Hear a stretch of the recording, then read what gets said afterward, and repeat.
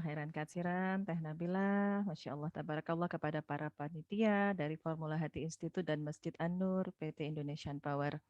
Jazakillah telah mengundang saya di sini. Saya di sini sebagai dokter ya, seorang klinisi, tapi saya berusaha untuk bisa sharing dengan bahasa awam agar para sahabat, akhwat, ikhwan di sini tidak bingung karena memang bahasa kedokteran terlalu banyak ilmiahnya. Baik, kita mulai. Bismillahirrahmanirrahim. Innal hamdalillah nahmaduhu wa nasta'inuhu wa nastaghfiruhu wa na'udzubillahi min syururi anfusina wa min sayyiati a'malina may yahdihillahu fala mudhillalah wa may yudlil fala hadiyalah. Wa asyhadu an la ilaha illallah wa asyhadu anna Muhammadan abduhu wa rasuluh. Rabbi israh li sadri wa yassir li amri wahlul 'uqdatam min lisani yafqahu qawli. Baik, di sini saya barangkali nantinya bersharing mungkin banyak dengan slide karena istilah-istilah kedokteran, kesehatan itu banyak yang ilmiah. Khawatir teman-teman nanti sulit memahami, tapi semoga Allah ridhoin pagi ini di waktu masih duha ya. Semoga Allah berkah di akhir pekan kita sama-sama untuk menyiapkan generasi hebat.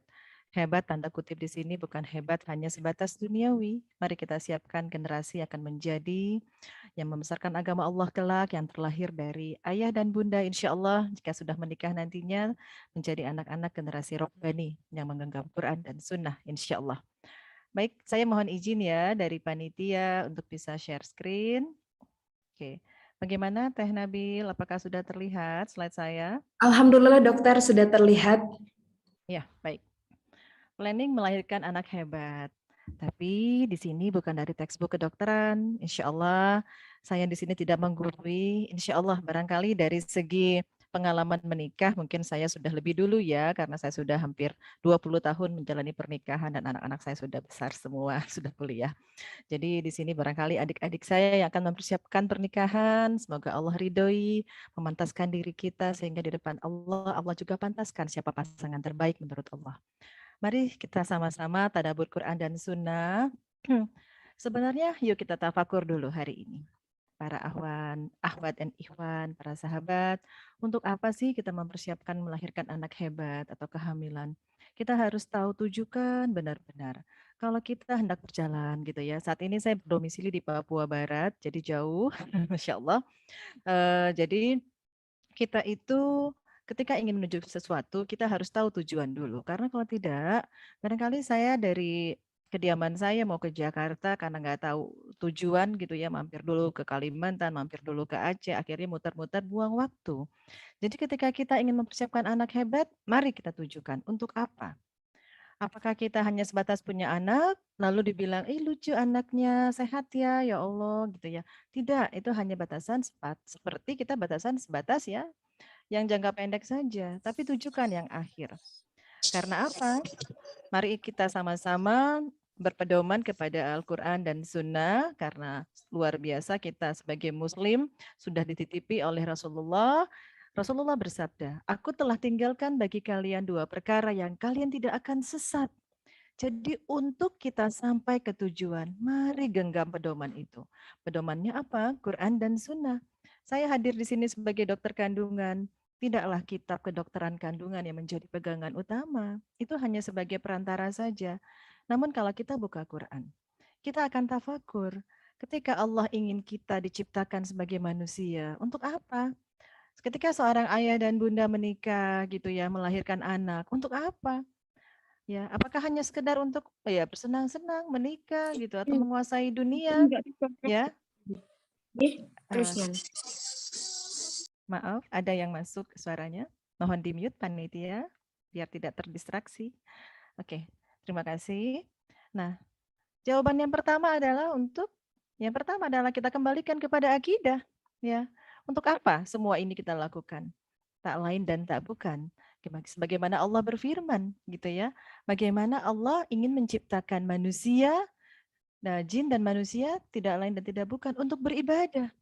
Jadi ya Allah, aku sudah menikah ya Allah, atau akan menikah ya Allah, izinkan ya Allah. Tadi sudah di pembukaan acara ini ya, kajian pertama bagaimana menyempurnakan separuh agama, keimanan kita ya. Tujukan untuk semakin beribadah, semakin punya anak, nanti makin taat, makin takarub kepada Allah. Insya Allah dengan niat yang baik Allah akan akan menjadikan prosesnya juga baik. Dan ketika kita ingin mempersiapkan generasi gitu ya, generasi khalifah fil art gitu.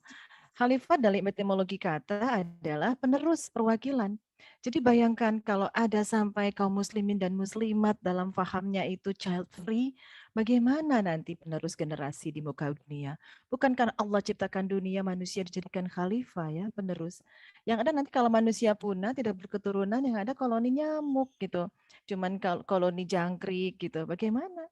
Ya itu kan, makanya kita dikasih amanah untuk bisa meneruskan generasi untuk melahirkan khalifah fil ard yang memakmurkan bumi, insya Allah. Nah, kalau sudah demikian, kita luruskan tujuannya, ya Allah. Aku ingin punya pasangan, pantaskan ya Allah. Aku ingin sama-sama visi dengan pasanganku kelak. Kami sama-sama bisa menjadi orang yang mewarisi generasi. Bukan hanya sekedar lahir anak, yuk anaknya pinter ya, terus nggak kenal sama Allah, nggak kenal dengan uswatun hasanah Rasulullah, nggak kenal pedoman terbaik kitabullah Al-Quran dan Sunnah. Buat apa ya? Jadi disinilah mari sama-sama azamkan ketika bertemu insya Allah calon pasangan, bicarakan visi misi yang batasannya bukan hanya duniawi tapi sudah ukhrawi. Ya, ayah, bumi atau bunda ketika baru menikah, yuk sama-sama jaga diri dan keluarga kita dari api neraka. Ya, ayah sebagai pembuat kurikulum, ibu sebagai madrasatul ula harus dikomunikasikan. Bukan hanya bicara tentang cinta, tidak. Tapi kita harus sudah sebelum kita menyiapkan lahirnya generasi hebat, ini sudah dibicarakan di awal kita sebelum menikah.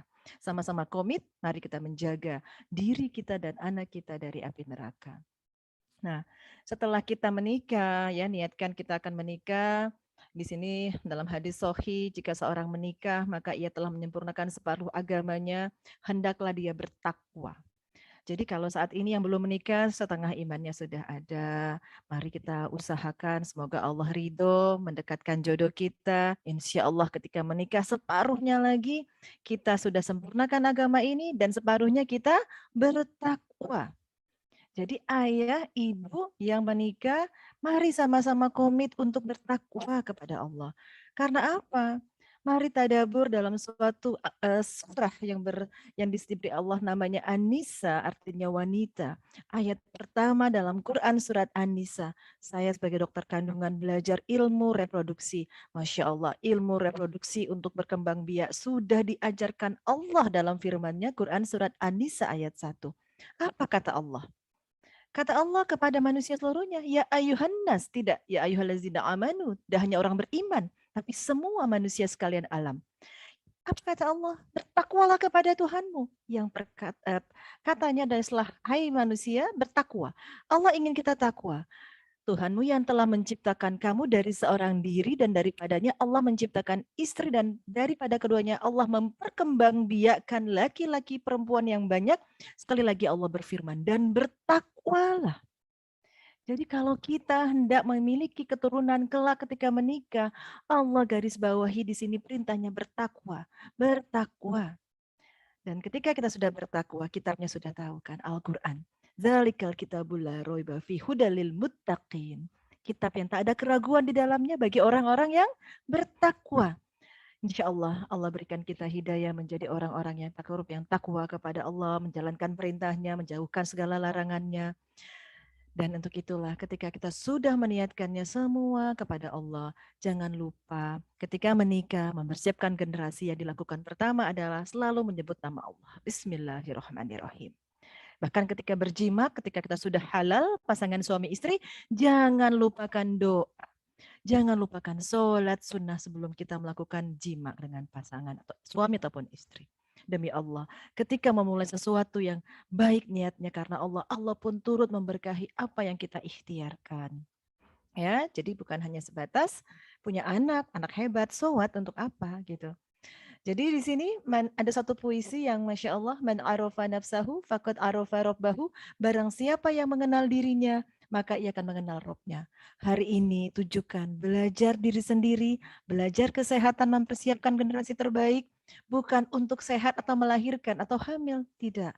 Tapi ya Rob, begitu besarnya kuasamu terhadap diriku ya Allah, gitu ya. Karena dalam Quran surat Fusilat ayat 53, kita tadabur lagi pagi ini. Sanurihim ayatina fil afaq wa fi anfusihim.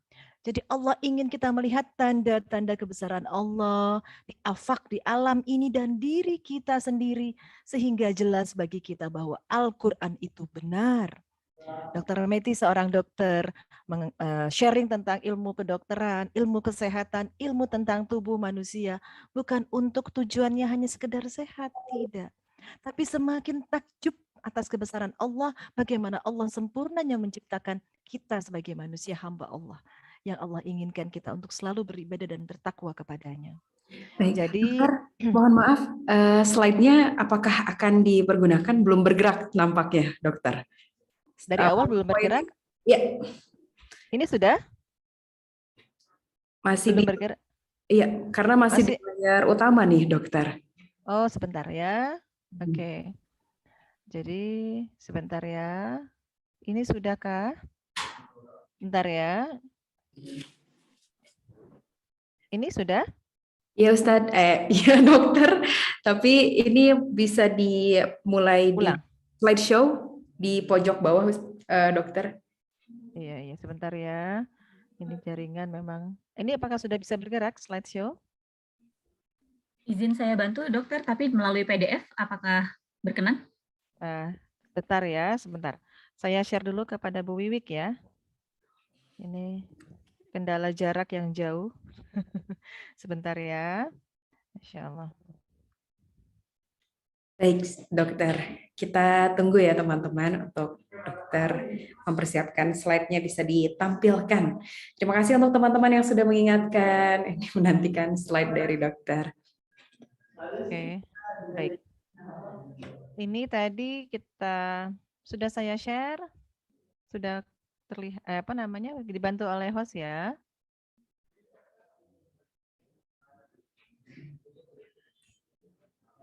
Bagaimana sekarang? Bagaimana? Masih proses, Dok. Sebentar. Ya. Sudah diterima ya.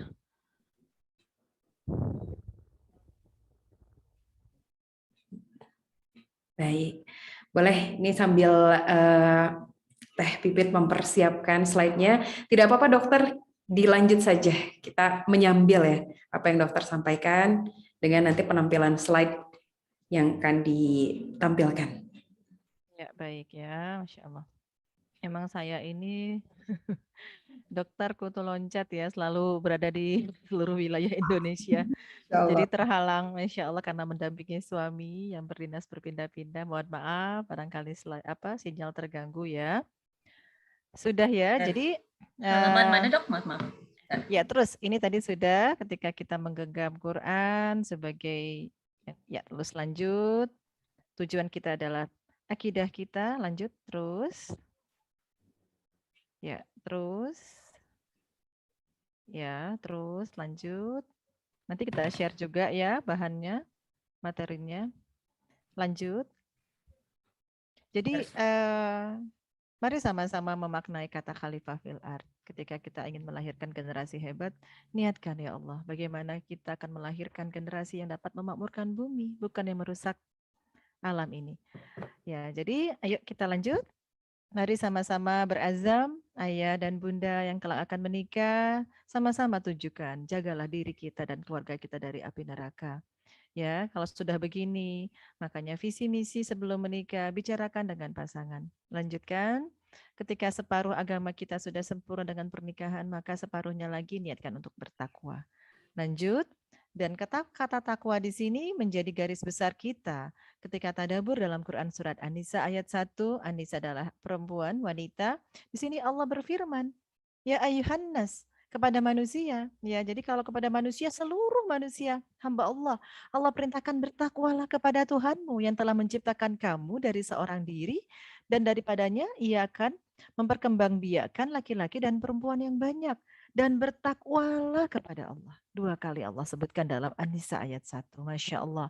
Jadi kalau begitu, marilah kita sama-sama memulai dari seluruh niat kita untuk mempunyai keturunan. Yuk lanjut, bagaimana kita terus mengingat Allah, jangan lupakan kalimat Bismillahirrahmanirrahim. Bahkan ketika kita berjimak dengan istri dan suami, jangan tinggalkan doa. Ya, jadi luar biasa kita itu banyak yang lalai menikah, tapi kita lupa dengan apa yang Allah perintahkan dan apa yang Allah larang. Karena sesuatu yang dimulai dengan kata bismillah, maka Allah akan turut memberkahinya. Jadi inginkan kita hamil, nanti ketika melahirkan anak kita selalu diberkahi Allah. Ya, lanjut di sini kita sama-sama faham ketika ada satu puisi man arafa nafsahu faqad arafa rabbahu. Hari ini kita belajar diri sendiri bukan untuk kita sehat atau sekedar hamil, bukan.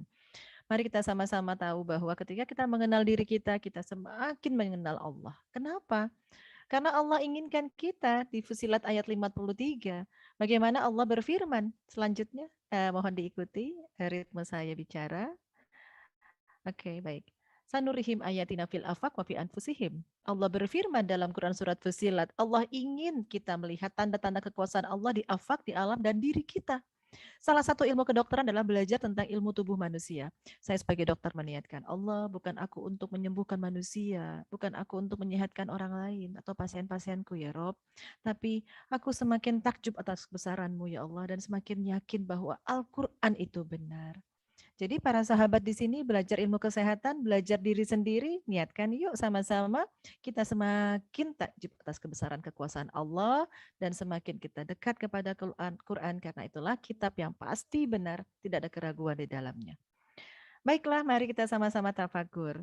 Kalaulah kita bicara, saya bicara di depan para sahabat akhwat dan ikhwan hari ini, kita manusia bukanlah hanya sebatas physically atau jasmani.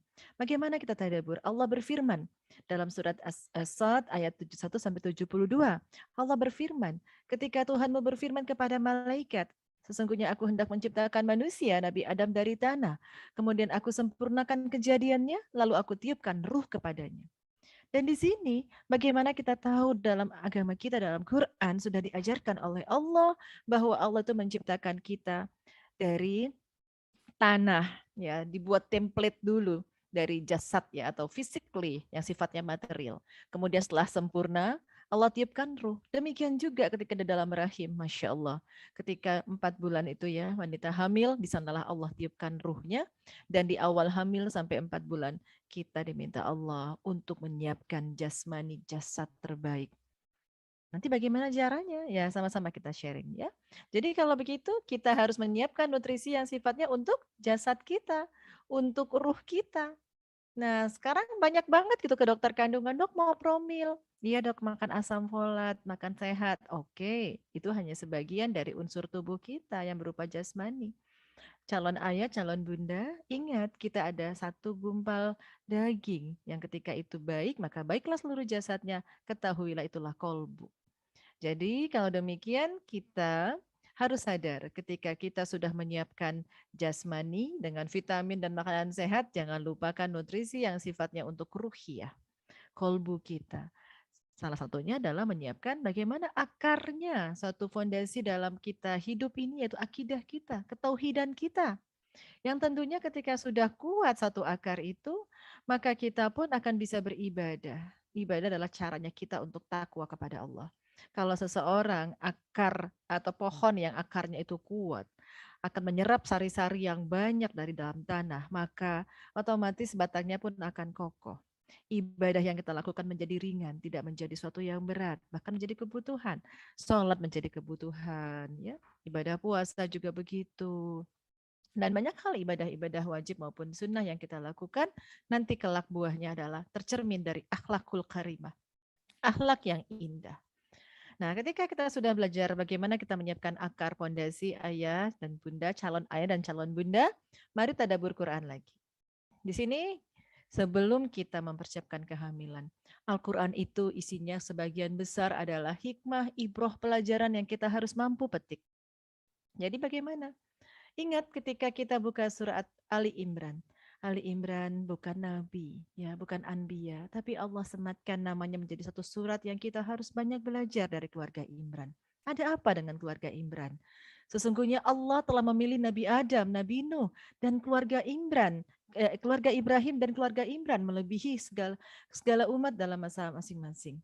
Ya, kenapa? Coba kita lihat bagaimana garis keturunan dari keluarga Imran.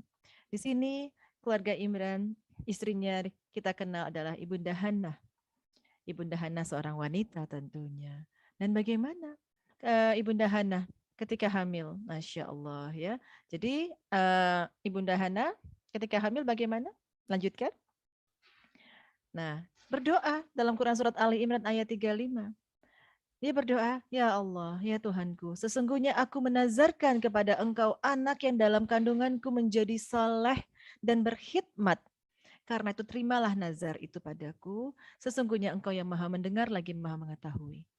Kalaupun saat ini para sahabat ahwat, para ukhti soleha yang akan insya Allah Allah temukan jodoh pasangan terbaik, boleh nggak menazarkan sebelum hamil? Boleh saja. Niatkan kepada Allah. Allah, kelak jika aku hamil, ya Allah, aku nazarkan anakku, ya Allah.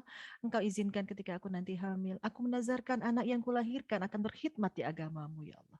Lakukan ini. Jadi bukan hanya sebatas hanya punya anak, makan pola, akan makan asam folat, bukan. Ada yang lebih tujuan yang paling hakiki yang harus kita ingat para wanita. Nazarkan kita akan punya anak yang soleh dan berkhidmat di agama Allah. Kita ambil ibrah dari Quran surat Ali Imran ayat 35. Nanti kelak ya Ibunda Hana melahirkan siapa di sini? Ibunda Siti Maryam ya. Bahkan Ibunda Siti Maryam saking disayang Allah sebagai manusia terpilih, manusia suci, wanita gitu ya. Ya, saudara dari pamannya ya, jadi adik dari istrinya Hannah itu menikah dengan Nabi Zakaria. Nah, Nabi Zakaria itu bagaimana? Ya, saking pengennya punya anak seperti Ibunda Maryam yang soleh, yang selalu di mihrab Allah gitu ya, di mihrab bermunajat kepada Allah sampai makanan pun disediakan Allah dari langit gitu ya dalam Quran kita tadabbur gitu. Sampai Nabi Zakaria pun yang sudah berumur lanjut gitu. Dan istrinya yang sudah mandul atau menopause lah usianya sudah dalam satu hadis dikisahkan hampir 100 tahun ya, 95 tahun gitu. Bukan tidak mungkin yang sudah usia tua Allah izinkan untuk hamil. Yang pertama dilakukan oleh pasangan ini apa? Ketika ingin punya anak, ya anak hebat, anak yang soleh gitu. Berdoa. Jadi ayah dan bunda yang insya Allah akan menikah kelak, para sahabat, doa dulu yang diutamakan. Merayu Allah. Ya, di sini bagaimana Nabi Zakaria berdoa gitu. Bahwa ya Tuhanku, sesungguhnya tulangku telah lemah dan kepalaku telah ditumbuhi uban. Dan aku belum pernah kecewa dalam berdoa kepadamu ya Allah gitu. Walam akum bidu'aika rabbi syakiya. Ya Allah, aku belum pernah kecewa dan belum berdoa kepadamu. Duhai Tuhanku, rayu Allah. Berdoa terus, jangan berputus asa. Karena nanti banyak juga ujian ketika menikah bertahun-tahun belum punya anak. Kita ingat kembali, ketika ingin punya anak, doa dulu yang diutamakan. Rayu Allah. Bahkan kenapa ada Nabi Zakaria disematkan kisah dalam Quran, kita disuruh untuk tadabur, untuk ambil hibrohnya. Tidak boleh putus asa. Ya, jadi terus rayu Allah. Dalam Quran tadi ya sudah disebutkan beberapa ayat di dalamnya tentang Nabi Zakaria gitu. Doa untuk memiliki anak hebat, anak soleh, anak generasi robani yang menggenggam Quran dan Sunnah. Jangan tinggalkan. Doanya langsung dari sekarang dihafal gitu ya. Robbi habli miladunka juriatan thayyibatan innaka sami'ud du'a. Doa dari Nabi Ibrahim juga ada, kita bisa praktekkan. Robbi habli minas solihin. Bagaimana doa juga Nabi Ibrahim agar anaknya mendirikan sholat. Robbi ij'alni muqimas sholati wa min dzurriyyati rabbana wa taqabbal doa. Bayangkan kalau nanti pasangan suami istri baru menikah. Ayah, bunda, yuk kita sama-sama yuk. Selalu berdoa untuk memiliki anak soleh. Nah itu. Jadi jangan pikirkan dulu yang sifatnya jasadiah. Kita siapkan dulu yang sifatnya nutrisi untuk ruh kita, untuk kolbu kita. Karena apa? Buat apa kita punya anak sehat, anak pintar, anak bergelar akademis tinggi, tapi dia tidak kenal dengan Robnya. Saya di sini sebagai dokter dengan gelar panjang, nggak penting buat saya kalau saya tidak bisa syiar agama Allah kepada para sahabat. Ilmu kedokteran adalah wasilah untuk semakin kita mengenal kebesaran Allah. Jadi ada satu pesan nih program hamil sebelum kita punya anak, ya bukan minum asam folat, buka Quran surat Ali Imran dan juga Quran surat Maryam ayat 1 sampai 11. Para sahabat yang ada di genggamannya Quran silakan dibuka. Saya tercenung di sini ketika manusia itu banyak yang pertama cari dokter kandungan, nanti cari dokter kandungan, nanti cari Allah dulu. Kita bisa lihat di sini kalau saya tidak khilaf di Quran surat Maryam ayat 10 dan 11 ketika Nabi Zakaria bertanya, "Bagaimana aku bisa hamil ya Allah? Aku sudah tua, istriku sudah mandul." Apa langsung Allah jawab? Ini Allah jawab, Bagaimana Allah menyuruh Nabi Zakaria dan istrinya berdiam diri, tidak bercakap-cakap selama 3 hari. Oke, maaf. Host, ya. Baik. Jadi di sini dilakukan para sahabat ya, akhwat, ikhwan yang mau menikah, yang ingin berniat punya keturunan, lakukan ini. Tidak usah berbincang-bincang selama 3 hari, kecuali dengan bahasa isyarat, lalu lakukan zikir pagi dan petang. Masya Allah, saya punya pengalaman ya di klinisilah di praktek saya gitu. Ada orang menikah 10 tahun belum punya anak, udah bayi tabung udah semuanya. Saya bilang, pernah nggak program hamil ala Quran? Apa itu Bunda Meti? Coba berdiam diri 3 hari tidak bicara. Jadi bicaranya gimana Bunda? Bahasa isyarat dengan tulisan kah gitu. Kemudian istiqomahlah berzikir pagi dan petang. Berzikir bisa dengan baca Quran, dengan baca almat surat, apapun kita bisa lakukan pada subuh atau menjelang maghrib gitu ya. Suami dan istri. Karena di sini Rasulullah bersabda, perumpamaan orang yang berzikir dan yang tidak itu bagikan orang yang hidup dan mati. Jadi kalau kita hidup nggak pernah zikir, kita ibarat seperti zombie dong, mayat hidup ya. Nah jadi kita lakukanlah ini. Insya Allah ini merupakan cara-cara dalam Quran ketika kita ingin menyiapkan lahirnya generasi hebat. Hebat dalam tanda kutip ya, bukan hanya hebat sebatas dunia. Oke, setelah kita paham bagaimana menyiapkan nutrisi yang sifatnya ruh dengan memanjatkan begitu banyak doa yang diajarkan para nabi kita. Mari, saya di sini hadir sebagai dokter kandungan, kita siapkan juga nutrisi untuk yang sifatnya jasmani atau jasad. Ilmu kesehatan reproduksi disebut ilmu ya bisa obstetrik gitu ya. Adalah suatu ilmu menyiapkan lahirnya generasi sehat gitu. Yaitu generasi sehat yang sifatnya sehat jasmani. Tapi ya tidaklah kita sempurna kalau anak kita cuma sehat badannya tapi dia tidak kenal rohnya gitu, tidak kenal Rasulullah. Bagaimana cara menyiapkannya? Mari lanjut. Tahap 1 ya para ikhwan, para akhwat, kita itu Masya Allah, para akhwat jaga baik-baik gitu, amanah dari Allah. Ketika Rasulullah itu ditanya, ya Allah, ya Rasulullah, siapa yang aku dahulukan? Kata seorang sahabat, ibumu, ibumu, ibumu 3 kali. Kenapa?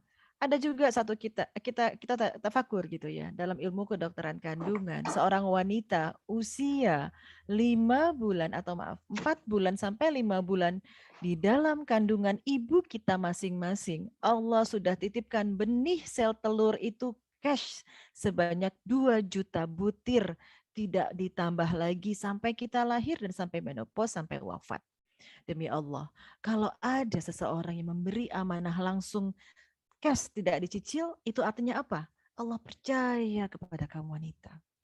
Untuk dititipi amanah lahirnya generasi-generasi khalifah fil ard yang memaafkan bumi. Sementara pada pria, itu dibentuk ketika masa pubertas sperma setiap 3 bulan sekali sampai nanti seorang ayah wafat terus menerus dibentuk bibit itu. Kalau wanita tidak. Seiring waktu berjalan ketika kita usia menopause habis sudah. Di tengah jalan masa usia remaja, dewasa muda kita merusaknya dengan lifestyle yang buruk. Bukan salah Allah. Kita yang kurang menjaga amanah Allah. Maaf, saat ini fenomena penyakit kandungan pada wanita luar biasa. Saya sampai miris dari 10 pasien saya di klinik saya, 6 itu terjangkit kista, terjangkit penyakit tumor kandungan, ya, kista endometriosis lah, PCOS telur kecil-kecil lah, segala macam. Bagaimana nanti bisa melahirkan generasi kalau bibitnya pun kita tidak bisa jaga? Disinilah semoga Allah ridho saya hadir bersharing dengan para sahabat, terutama kaum wanita. Ketika kepercayaan Allah menitipkan itu, mari kita jaga.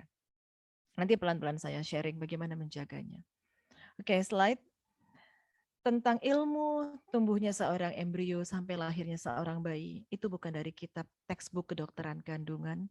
Saya baca ya paling terbitan tahun 1443 Hijriah tahun yang lalu ya. Itu Rasulullah Al-Qur'an sudah dibawa oleh Rasulullah risalahnya ya. Dalam Quran surat Al-Mu'minun ayat 12 sampai 14 cerita tentang nutfah, alaqah, mudghah, ya lam nakhrum gitu. Semuanya dalam Quran. Dan perlu digarisbawahi para calon ayah dan calon bunda, sebelum kita bicara sel telur dan sperma tadi, Allah firmankan di ayat Al-Mu'minun ayat 12-nya, hai manusia, kalian kuciptakan dari sulalatun min tin, dari tanah. Ada apa dengan tanah ini? Ini yang banyak orang kurang bisa tadabur. Mari menjadi manusia ulul albab yang memikirkan ciptaan Allah pagi dan malam, langit dan bumi terhadap diri kita. Jadi sebelum bicara tentang sperma dan telur, Allah ciptakan kita dari sari pati tanah. Lalu jadi alaqah. Ketika sperma dan nutfah bertemu menjadi alaqah segumpal darah, kemudian menjadi embrio, menjadi mudiga, kemudian menjadi tulang, idham, kemudian dengan daging, lam, dan menjadi makhluk yang berbentuk lain. Nakhrum dan janin dan seterusnya. Lalu setelah sempurna dalam bentuk janin, Allah tiupkan ruh tepat pada usia 16 minggu. Jadi jangan main-main. Kejadian anak cacat Tuti itu kamu Pak. Ya, mohon di-mute. Ya. Jadi kejadian adanya cacat pada generasi itu bukan karena Allah jolim kepada kita. Kita yang kurang ilmunya. Ada sesuatu yang kita papar tidak tahu di saat pembentukan jasadiyah di usia 16 minggu pertama. Nah, setelah template jasmaninya sempurna, laqad khalaqnal insana fi ahsani taqwim. Surat At-Tin ayat 4. Sesungguhnya Allah menciptakan kalian dengan sebaik-baik bentuk, kata Allah. Ya, di ayat yang lain surat Al-Infitar ayat 7. Allazi khalaqaka fasawwaka fa'adalak. Allah menciptakan tubuh kalian seimbang dan sempurna. Jadi kalau ada yang cacat bukan karena Allah, kita barangkali yang kurang ilmunya. Ya, ketika sudah sempurna jasadnya, Allah tiupkan ruhnya. Di sanalah ketauhidan anak kita sudah ada. Ya, alastu birabbikum. Qalu bala syahidna, kata anak kita. Ya, nanti kalau ada usia 16 minggu gitu ya, ada syukuran gitu, doa bersama. Ya, di sana Allah tiupkan ruhnya, kita diminta, janin kita diminta untuk bersyahadah rububiyah, mengakui Allah itu esa, Allah ini Tuhan, Allah Tuhanku, kata. Jadi ketika seorang wanita itu hamil, jauh dari Allah, jauh dari kitabullah Al-Quran dan perilaku-perilaku yang berdasarkan sunnah, maka anaknya yang sudah bersyahadah rububiyah barangkali lupa nanti lahir. Padahal tadi setiap anak manusia di dalam rahim setiap manusia sudah bersyahadah rububiyah. Ya, itu ya, Masya Allah. Jadi luar biasa di sini Al-Quran sudah mengajarkan kita dan hadis sahih di sini. Lanjut. Sesungguhnya setiap kamu terkumpul kejadian dalam perut ibumu selama 40 hari, dalam bentuk nutfah dan alaqah, selama itu pula kemudian dalam bentuk mudiga, selama itu pula kemudian ditiupkan ruh kepadanya. Jadi 40 kali 3, 40 ya, kali 3, 120 hari, 120 hari, dibagi 30 hari, berarti 4 bulan, Allah tiupkan ruhnya. Di sanalah Allah inginkan seorang anak manusia, janin dalam kandungan, kita harus jaga ketauhidannya. Itu siapa? Ayah dan bundanya. Lahir anak hebat tapi ayah bunda tidak tahu nih proses seperti ini dalam rahim. Tersia-siakan lewat missing period. Ya, sayang sekali.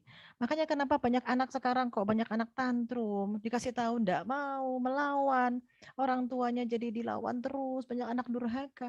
Barangkali kita sebagai orang tua belum mampu menjadi orang tua yang mewarisi generasi terbaik. Karena di hulunya kita lupa ada peristiwa yang diajarkan oleh Rasulullah dalam rahim seorang wanita yang perlu kita jaga dan kita persiapkan dengan baik. Masya Allah, tabarakallah. Ya, lanjut.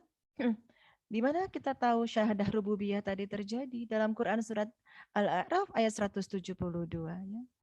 Nah, alastu birabbikum qalu bala syahidna di situ. Bukankah aku ini Tuhanmu? Allah bertanya kepada anak manusia tadi janin usia 4 bulan. Lalu janin kita berkata, qalu bala syahidna, benar Allah, kami telah menyaksikan.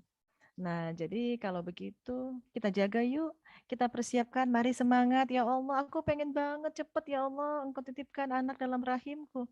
Aku ingin anakku nanti kelak mengenalmu terus ya Allah gitu. Kalau sudah begini nih, mau hamil, mau menikah, udah tahu ilmu begini, yakin nggak? Suatu hari nanti memang pasti benar, Islam akan menjadi agama terbesar di muka dunia yang akan lahir dari generasi yang kita lahirkan. Masya Allah, barangkali kita sudah wafat, tapi dari ayah dan bunda yang tahu ilmu ini, terlahir generasi-generasi yang membesarkan agama Allah. Para mujahid dan mujahidah, Masya Allah. Saya sebagai dokter kandungan pun bangga. Pernah bersharing dengan para sahabat, bukan sekedar menganjurkan para sahabat, hanya sekedar makan asam folat dan makan sehat gitu. Itu iya, tapi nantilah menjadi prioritas nomor berapa gitu. Ya, baik, lanjut. Jadi disinilah ketika sudah ditiupkan ruhnya, maka Allah juga tentukan di sini kadar rizkinya. Ditentukan juga batas umur anak kita. Ditentukan juga tergolong ia celaka atau beruntung. Masya Allah. Jika kita panjatkan doa selama hamil, takarub kepada Allah, merayu Allah, ya. Walam aku bidu'a ika rabbi syakia. Allah, aku tidak pernah kecewa berdoa kepadamu. Allah, tolong ya Allah, berikan tentukan takdir terbaik untuk anakku ya Allah. Rizkinya ya Allah, umurnya yang bermanfaat. Bukan gak mungkin Allah kabulkan doa wanita hamil. Pasti Allah pengabul doa kok gitu ya. Tapi kalau nggak pernah berdoa, yang ada ibu-ibunya selalu aja ngedumel, ya Allah dok, sakit pinggang dok, ya Allah dok, ini mual banget dok. Ya, ya boleh sih ngeluh, tapi kalau saya datang ke praktek saya, Bu, diem. Kenapa dok saya nggak boleh ngomong keluhan? Nanti anaknya dengar, karena anaknya sudah dengar. Janin usia 4 bulan sudah mendengar, sudah berfungsi panca inderanya. Sehingga ketika panca indera sudah berfungsi, telinga mendengar, mata melihat, Allah ingin kita melihat kesaksian, Allah itu esa. Nah, jadi jangan main-main nih. Ibu hamil banyak ngeluh, ntar anaknya lahir banyak mengeluh, salah siapa? Salah ibunya waktu hamil ngeluh terus. Tapi kalau ibu-ibu yang punya azam iman, akidah, tauhid yang kokoh, keluhan hanya dia syukurin. Alhamdulillah ala kulli hal. Ya Allah mual, Allah, aku makan lagi. Muntah lagi, makan lagi, muntah lagi. Suaminya hadir, enggak apa-apa bunda, ini ujian untuk kamu tangguh. Wah kalau udah begini so sweet banget ya. Jadi jangan sampai nanti terjadi depresi ibu hamil. Nanti mudaratnya banyak. Nanti saya ceritakan secara riset ilmiah. Oke lanjut. Nah, baik. Setelah tadi kita tahu Allah akan menyiapkan template jasmani tadi ya ketika usia 1 sampai 16 minggu tadi. Mari kita belajar sel tubuh kita. Saya berusaha membawa para sahabat ke alam dunia penelusuran imaging dengan digital 4.0 ya. Jadi ketika kita lihat bangunan saja tinggi, di Jakarta ada apa ya, tower tinggi. Atau kalau lihat bangunan tertinggi di dunia saat ini Burj Khalifa. Tentunya bangunan tinggi dibangun oleh sebulir pasir. Lihat Dr. Meti di layar, saya sebagai manusia dewasa, ya. Saya dibangun oleh apa? Sebutir sel yang kecil, ukurannya 1/1/miliar meter, yang disebut nano, ya. Oke, lanjut. Kita lihat di sini slide-nya. Jadi para ikhwan dan akhwat, ukti, slide selanjutnya. Dari mana tahu kita sel tadi? Tadi dari bioinformatika, dengan teknologi kita tahu bahwa Masya Allah, sel tubuh kita jumlahnya berapa? 100 triliun yang menyusun mata, hidung, sel telur, sel sperma, sel otot, sel jantung, sel otak, sebutir sel tadi menyusun menjadi tisu atau jaringan, jaringan menyusun organ, organ menjadi sistem organ, ada sistem syaraf, sistem pernafasan, sistem imun, sistem pencernaan, sistem hormon, sistem apalagi ya, tulang, kerangka, kulit, semuanya ada 13 sistem, 12 sistem, dan itu menjadi kesatuan yang harmonis dan sinkron fungsinya menjadi membentuk organisme atau manusia.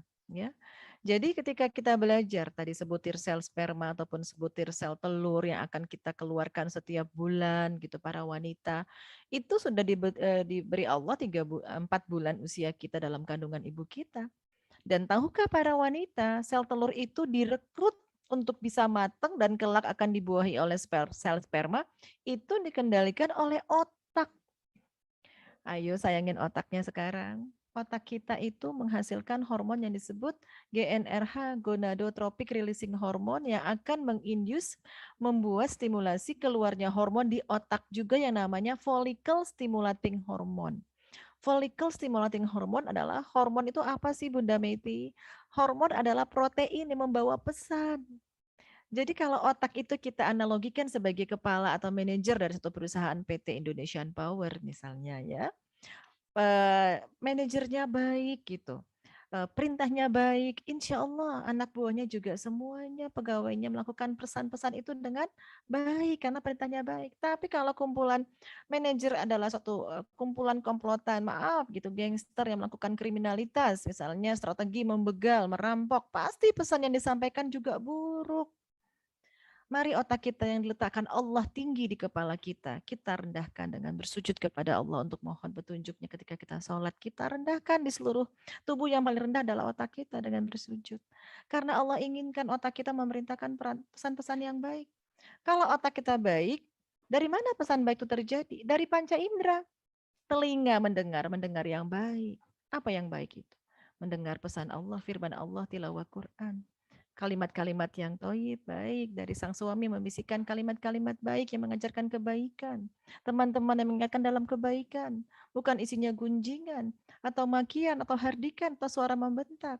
Dari telinga kita input yang baik, dari mata memandang sesuatu yang halal, memandang ciptaan Allah. Rabbana ma khalaqta hadza batila. Pagi ini memandang matahari, ya Allah, tidak sia-sia Kau ciptakan matahari untuk menyinari bumi, gitu ya. Ya Allah, tak sia-sia hujan turun untuk membasahi bumi, memberi tumbuhan air untuk bisa berbuah dan buahnya ku makan. Nah, itulah mata-mata orang beriman, menginput hal-hal yang baik. Penciuman mencium yang baik, yang wangi, yang sebagaimana Rasulullah mencintai wangi-wangian. Kemudian lidah makanan, makan yang halal, yang toib, yang berasal dari bumi. Surat Al-Baqarah 168, Allah firmankan, hai manusia, makanlah yang halal, taib dan berasal dari bumi. Kulit, bagaimana dipeluk istrinya, ibunda memeluk anaknya dengan kasih sayang, bukan dicubit, bukan dipukul. Kalau sebuah input-input itu baik, siapa yang menyimpan? Panca indera itu memberikan pesan disimpan di dalam otak. Sehingga otak manusia yang menginput telinganya, panca indera, matanya, hidungnya, mulutnya, tubuh kulitnya yang baik, maka otak yang memberikan pesan yang baik. Jadi itu mengapa ada gangguan haid, datang ke dokter Meti, dok haid saya nggak datang-datang dok gangguan haidnya sebulan nggak berhenti. Saya yang pertama saya lakukan adalah, ibu lagi stres kah? Ibu lagi jauhan sama suami? Atau ada masalah di tempat pekerjaan? Selesaikan dulu di tingkat hulu yaitu otak kita. Insya Allah dia akan memberikan pesan yang baik, lanjut. Di sinilah kita tahu Masya Allah gitu betapa besar, betapa Engkau Al-Khabir ya Allah Maha Teliti. Engkau izinkan otak sebagai sentral komando sistem tubuh setiap manusia, termasuk sistem reproduksi. Hari ini kita bahas sistem reproduksi. Di ilmu kedokteran begitu banyak sistem, ada sistem pernafasan, sistem jantung, sistem otot rangka, banyak ya. Hari ini kita secuplik bahas sistem organ reproduksi. Jadi kalau begitu otak tadi dijaga baik-baik ya. Lanjut. Nah, bagaimana sih caranya otak itu menyuruh sel telur itu mateng gitu ya. Jadi kita nih belajar yang wanita dulu, nanti yang Ikhwan. Tapi sama saja, Ikhwan juga sama. Membentuk sperma setiap 3 bulan sekali, hormonnya juga sama, FSH dan LH dari otak masing-masing ayah. Sama ya, cuma bedanya alat produksinya saja di hilirnya yang berbeda. Tapi hormonnya sama. Jadi otak itu, jadi para wanita, sadarilah para kaum saya wanita ketika haid hari pertama. Ini juga pengetahuan untuk para calon suami ya, biar paham gitu. Hari pertama haid adalah hari pertama sel telur yang sudah Allah titipkan untuk dibangunin. Yang kecil-kecil yang disebut folikel primer. Dengan perantara keluarnya hormon FSH dari otak kita. Hormon follicle stimulating hormone. Hormon yang menyuruh stimulasi folikelnya membesar. FSH keluar dari otak. Ingat dari otak. Jadi kalau dokter kandungan ujruk cuman nge-eksploitasi terapi hormon hanya untuk rahim, oh no. Seorang dokter harus mampu memandang tubuh pasiennya secara integratif, komprehensif. Karena kita bukan mobil yang sepenggal-penggal untuk diterapi. Kita kesatuan yang harmonis, saling berhubungan. Nah, ketika FSH keluar dari otak, dia dibawa oleh pembuluh darah. Pembuluh darah ini seperti ya pipa yang jalannya kalau dihitung panjangnya pembuluh darah aorta dari jantung ke seluruh pembuluh darah sampai ujung-ujung tubuh kita itu panjangnya 100.000 kilometer demi Allah. Masya Allah, Allahu Akbar. Allah yang sudah menciptakan begitu rumitnya tubuh kita yang saya pelajari menitikan air mata. Allah, luar biasanya Engkau ya Rob, gitu ya. Nah, dalam pembuluh darah tadi apa? FSH itu jalan ngalir dari otak. Dia tahu kalau FSH itu hormonnya targetnya kemana? Ke indung telur atau ke testis. Jadi nggak nyasar nyangkut di tiroid, tidak. Ke leher gitu, berhenti. Enggak, karena ada kode posnya. Itu juga Allah yang atur, bukan dokter kandungan, bukan siapapun. Saya hanya belajar ya. Jadi FSH tadi nyampe lah ke dalam ovarium. Ovarium yang tadi punya telur kecil-kecil sejak dalam kandungan ibu kita sudah ada 2 juta, direkrut. Bangun, yuk, besar yuk. Nanti hari subur kamu mau ketemu sama sperma suami. Nah, ada yang mau respon dia membesar, ada yang enggak gitu. Nanti ada perancunya. Oke. Sampai akhirnya folikel hari haid pertama sudah terekrutlah 1 butir yang kecil ya, growth of follicle. Dari hari pertama sampai nanti hari ke-14 di pertengahan siklus ada follicle the graft. Jadi kalau datang ke dokter kandungan, catat ya para wanita kurang lebih hari ke-11 sampai 14 ke SPOG, dok, Saya pengen lihat dong dok, sel telur saya berhasil nggak mateng ukurannya sampai 2 cm. Oh pinter banget nih, siapa yang ngasih tahu? Bunda Meti. Ya, jadi kita harus tahu, bukan untuk apa-apa, ya untuk mengetahui kebesaran Allah tadi, Masya Allah. Allah siapkan tadi ukuran besar di hari subur. Nah, di sanalah kita berhubungan, berjimak dengan suami, mendahulukan dengan doa, dengan sholat sunat 2 rakaat, baca Bismillahirrahmanirrahim, minta menazarkan anaknya anak yang saleh, Allah izinkan spermanya masuk ke dalam rahim, kemudian bertemu ke dalam tuba, dan terjadilah pembuahan. Terjadi tadi apa? Alaqah, segumpal darah. Dan pada hari ke-15 dan seterusnya, dinding rahim itu menebal, empuk, dinding rahim pembuluh darahnya dipersiapkan semakin tebal untuk bisa memberikan nutrisi dari dalam tubuh ibu ke dalam janin atau embrio. Dan disinilah saya mau cerita kenapa kita nggak boleh panik, nggak boleh cemas, harus takarub kepada Allah karena dengan mengingat Allah hati menjadi tenang. Para ikhwan dan akhwat, ikhwan dan akhwat, para sahabat, kita tahu dalam suatu tubuh kita, ketika kita stres berlebih-lebihan, ada satu poros otak ke kelenjar adrenal di anak ginjal mengeluarkan suatu hormon yang disebut adrenalin. Kalau kita cemas, depresi, nggak hamil-hamil ya, aduh gimana sih ini udah hamil, udah makan asam folat nggak hamil-hamil gitu, panik tuh ya. Panik dulu yang dicari, bukan cari Allah, bukan berdoa gitu ya, nggak tahu cara yang tadi ya. Apa yang terjadi? Adrenalin itu keluar, pembuluh darah seluruh tubuh mengecil. Apa artinya mengecil? Pembuluh darahnya itu lumennya itu menjadi mengecil gitu. Sehingga apa? Aliran darah yang membawa hormon, yang membawa nutrisi, yang membawa oksigen tidak tersalurkan dengan optimal. Akhirnya apa? Tadi terhambatnya sel telur yang harusnya besar jadi bantet kecil-kecil gitu ya. Nanti ada juga hormon-hormon yang lain. Contoh, hobinya makan lemak yang disebut trans fat. Suka makan burger, sosis, bakso, roti, mie instan, semua yang instan-instan dalam packaging kemasan. Ingat, pembuluh darahnya sudahlah stres mengecil, ditambah lagi lemak. Lemak trans fat itu hobinya menempel di pembuluh darah. Sehingga apa yang terjadi? Aterosklerosis, hambatan dari aliran. Kalaupun dia hamil, ingat awal-awal hamil usia 1-2 minggu, plasenta itu pembuluh darahnya satu rambut dibagi 7. Apa yang terjadi? Lemaknya nyumbat, aliran darah nggak nyampe, nutrisi oksigennya nggak nyampe, anaknya gugur, gagal untuk menanamkan dirinya, nggak hamil-hamil. Nah begitu, kalau analogi mudahnya ya kayak ilustrasi seperti itulah mudah. Oke, slide. Nanti bisa dibaca sendiri, dihitung bagaimana menghitung masa subur. Nanti saya bagi slide-nya. Silakan para wanita menghitung saja ya. Ini teknis saja. Oke, lanjut. Jadi kurang lebih pertengahan siklus. Kalau siklus wanita sebulan sekali ya, hari ke-14, 15, 16 adalah proses masa subur seorang wanita dari hari haid pertama. Jadi tolong diingat, hari menghitung masa subur bukan dihitung dari selesai haid, tapi dihitung dari haid pertama keluar. Jadi sudah tahu ya ilmunya. Oke, dan normalnya siklus haid wanita adalah 24 hari sekali sampai 35 hari sekali. Jadi kalau ada yang nanya, dok saya haidnya 23 hari sekali. Oke, memang agak sedikit cepat, tapi kalau dok haid saya tanggal 1, haid lagi tanggal 24 di bulan yang sama, nggak apa-apa normal. Dok haid tanggal 1, haid lagi tanggal 5, jadi 35 hari, nggak apa-apa. Tapi kalau lebih dari 40 hari, kurang dari 21 hari, oke, kita sudah mulai di warning, ada apa nih dengan sistem hormonal kita. Oke, lanjut. Itu bagaimana proses kehamilan terjadi? Lanjut. Kita lihat dari Quran lagi. Bagaimana sih proses kehamilan? Ini Masya Allah, Quran sangat lengkap. Bunda Meti seorang dokter kandungan, belasan tahun sekolah. Tapi ketika buka Quran, Allah ya Rob, sempurnanya kitab ini ya Allah. Ketika Allah berfirman dalam Quran surat Al-Mu'min, ayat 67, dialah yang menciptakan kamu dari tanah, kemudian dari setelah itu air mani, sesudah itu segumpal darah, tadi alaqah, kemudian dilahirkannya kamu dengan seorang anak ya, sebagai seorang bayi tadi, agar kamu dibiarkan hidup supaya kamu sampai pada masa dewasa, dibiarkan kamu hidup lagi sampai tua, ada yang diwafatkan, yang muda, sampai pada ajal, supaya kamu memahaminya.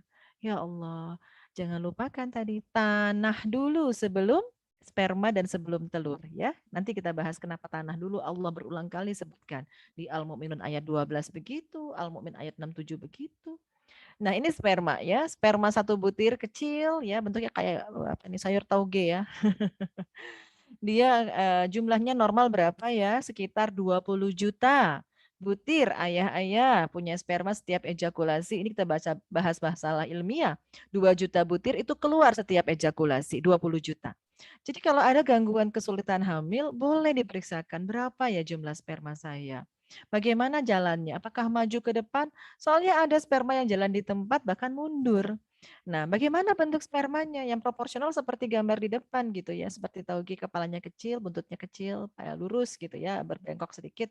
Ada kepalanya kebesaran, ada yang ekornya kependekan, ada yang kepalanya 2, ada yang nggak punya ekor. Nah, itu gagal semua untuk membuahi. Dan kenapa itu terjadi? Ketika diproduksi di pabrik sperma di testis gagal karena sang ayah ada gangguan hormonal. Apa tadi hormon? Protein yang memerintahkan sesuatu sel itu untuk dapat berfungsi atau tumbuh lah begitu ya. Lanjut. Nah, oke, lanjut saja. Nah, ini dia. Ketika fase pertama pembelahan sel masuk tadi ya sperma, ingat tadi ada bulat sebelah kiri interface itu. Sperma bergabung menjadi telur. Mereka menggabungkan yang disebut apa? Kromosom. Apa itu kromosom Bunda Meti? DNA, gen. Jadi kalau ada seorang anak nggak diakui ayahnya, itu cek DNA tuh sama nggak sama DNA ayah. Nah itu di dalam sel sperma kita, dalam sel telur kita membawa materi genetika DNA. Mereka bersatu 23 pasang kromosom dari ibu, 23 pasang kromosom dari ayah. Mereka bersatu menjadi satu membelah lagi. Yang membelah bukan apanya? DNA-nya membelah ya. Terus membelah, membelah, membelah. Tahukah kita akhirnya dari sperma yang sebutir dan telur yang sebutir bisa membelah menjadi 100 triliun sel tubuh seorang anak manusia dewasa. Jadi kalau ada yang membelah, kira-kira perlu nggak bahan baku? Perlu dong gitu. Nah jadi disinilah fase ketika hamil muda. Kebayang kalau ibunya hamil nggak mau makan. Terlarut dengan meratapi nasibnya yang mual muntah berlebihan. Cemas terus mengeluh. Muntah ya pasti kita mual. Itulah ujian stres kita ketika kita menjadi seorang calon ibu. Allah ingin melihat ketahanan mental kita. Siap nggak kita diuji dengan ketidaknyamanan? Apakah kita hanya ingin berada dalam zona nyaman? Tidak mau mengalah dengan hak anak kita yang harus kita beri makan gitu ya. Oke, lanjut. Dan di DNA tadi adalah suatu coping dari materi-materi gen yang akan kita warisi. Terus lanjut ini dia ya, seperti sisir dibagi dua, separuh sebab punya ayah, separuh punya ibu, 50-50.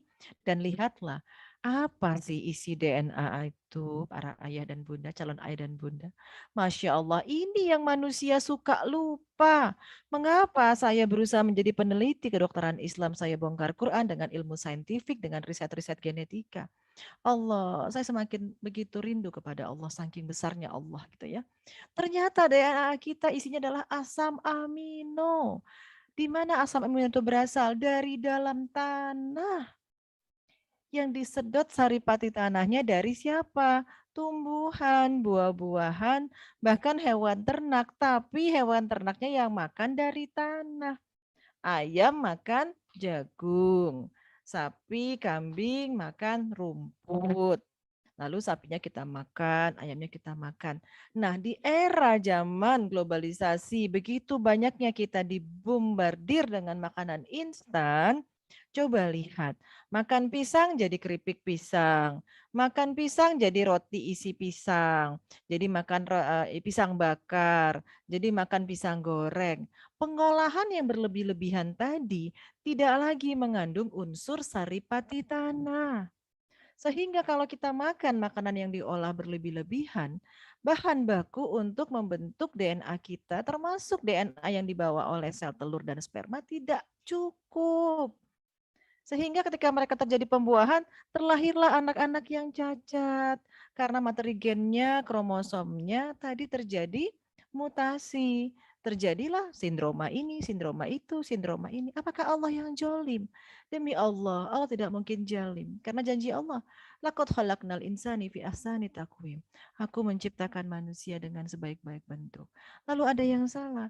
Sesuatu kerusakan adalah karena manusia membuat kerusakan dengan tangannya. Firman Allah dalam Quran.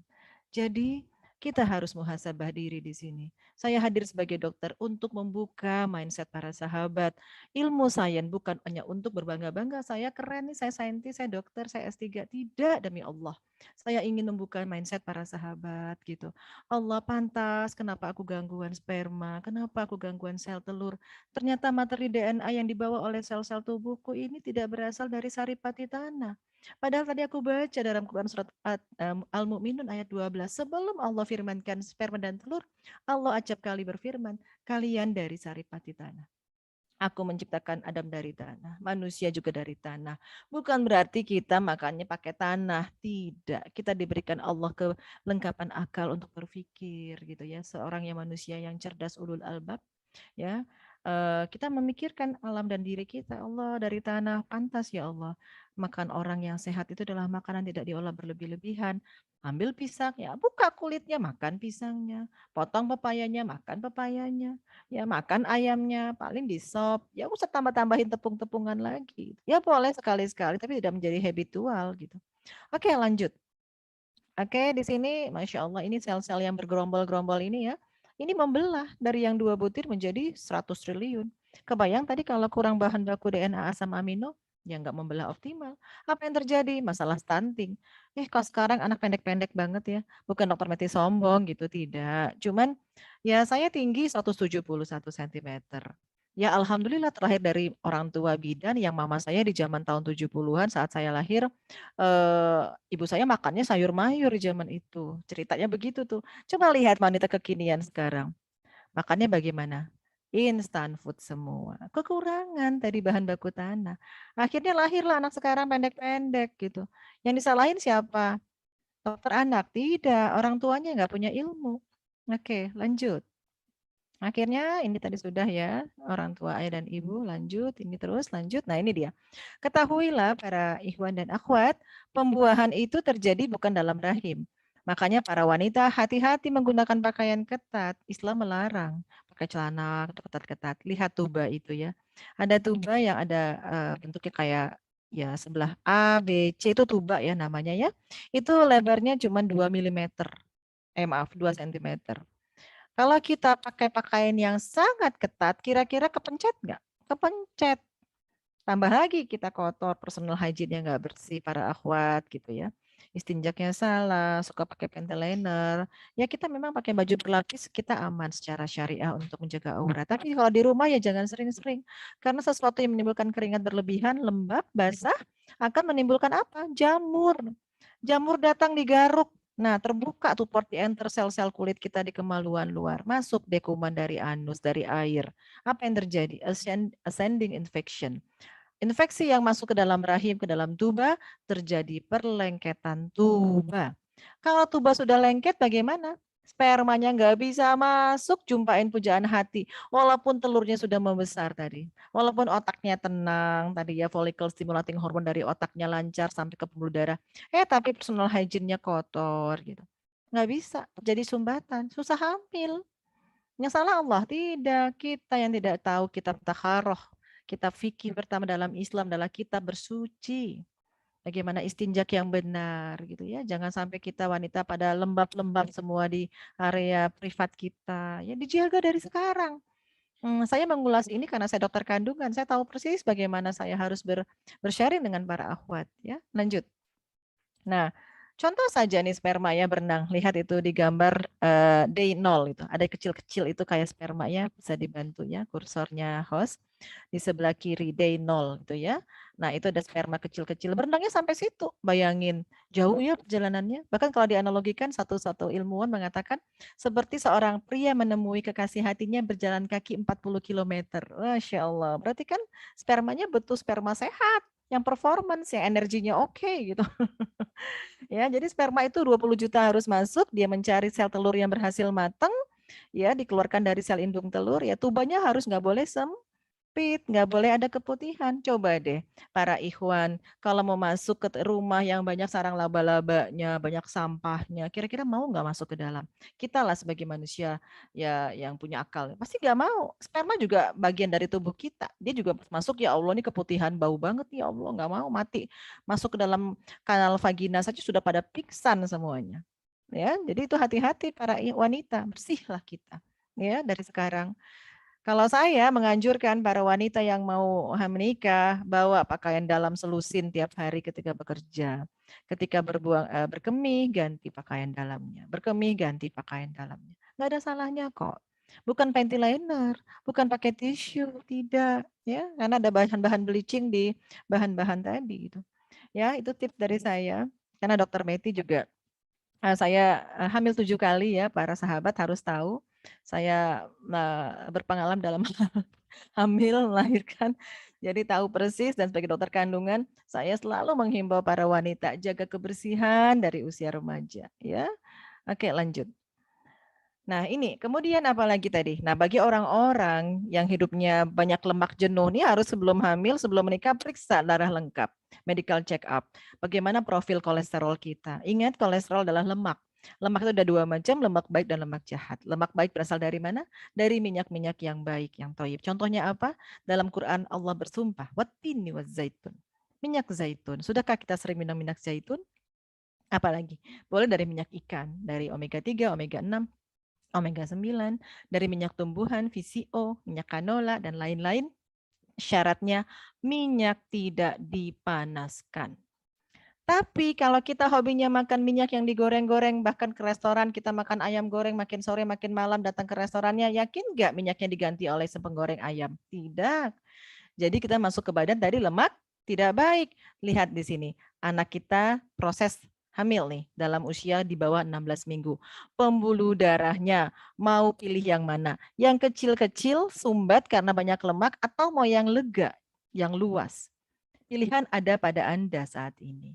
Kalau masih mau makan minyak yang dipanaskan, maka lemak itu bukan hanya menyumbat di jantung jadi sakit jantung, di otak menjadi stroke, di ginjal menjadi gagal ginjal, tapi kelak seorang wanita ketika proses plasenta terbentuk menyumbat di plasenta, di arteri spiralis yang sebelah kiri atas yang keriting-keriting tadi, yang besarnya pembuluh darah tadi, lumennya adalah diameter satu rambut dibagi 7 ukuran mikrometer. Nyumbat, aliran nutrisi, oksigen, hormon terhambat, terjadilah keguguran berulang. Belum lagi nanti zat-zat chemical toksik selain lemak. Apa yang memfitnah kita sekarang? Wadah makanan yang dibungkus styrofoam. Tempat minum makan dari wadah plastik. Walaupun diklaim BPA free, bisphenol A free, tetap tinggalkan. Ada rezeki, beli tumbler kaca, beli tumbler stainless. Pecah ya beli lagi. Jadi jangan mau hemat, tapi kita nggak tahu ternyata secara chemical reaction dalam tubuh mengandung bisphenol A akan membuat apa? Bahan chemical tadi merusak DNA. Baik DNA sperma, DNA sel telur, sampai DNA janin. Ya, belum lagi logam berat, makan buah impor. Dari luar negeri itu buah masuk kontainer lewat kapal sebulan. Sampai Tanjung Priuk dibongkar peti kemasnya seminggu. Nyampe kalau ke saya di Papua Barat mungkin 3 bulan. Di meja saya diemin 1 bulan nggak busuk. Saya bicara ke suami, ayah ini buah sebulan nggak busuk. Ini buah apa plastik ya? Itu bisa mengandung apa? Banyak formaldehid, formalin, mengandung pestisida, mengandung banyak hal-hal yang mudorot. Jadi kalau begitu, mari kita ke Pak Tani lokal yang nanam pisang kepok, yang nanam pepaya lokal, yang ada bijinya gitu ya. Jangan pilih nanti anggur nggak berbiji, semangka nggak berbiji, itu juga melalui proses genetic modified organism. Ya, bahan-bahan chemical, rekayasa genetika. Nanti kalau semua barang-barang yang tidak tahu itu masuk ke tubuh, kebayang nggak DNA kita? Ya udah, disusupi benda-benda yang tadi. Ya, oke, lanjut.